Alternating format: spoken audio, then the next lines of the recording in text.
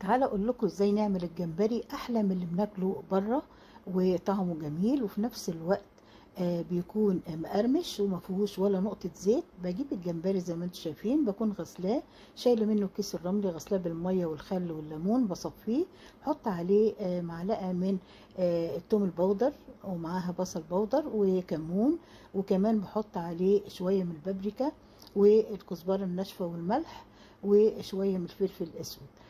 كل ده بحطه عليه وبعصر عليه ليمون وبسيبه في التتبيله دي شويه. بكون محضره الدقيق ده، انا حاطه عليه 3 معالق من دقيق الذره، بحط عليه هنا الملح والفلفل الاسود وشويه من الكركم عشان يديله لون حلو، وحطيت كمان عليه كزبره ناشفه وشويه من الكمون. بقلب الخليط كله مع بعض وببدا احط الجمبري فيه، وببدا بعد كده لو عايزه اضيف شطه بضيف شطه. بحط الجمبري في الخليط الدقيق مع دقيق الذرة، وببدأ بعد كده احطه في مصفى عشان اشيل كل الزيادات من الدقيق.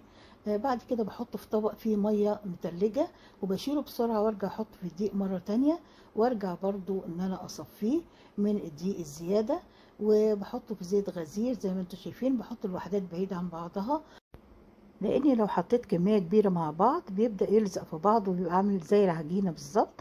لكن كده بيطلع مقرمش وجميل ولونه ذهبي وحلو جدا.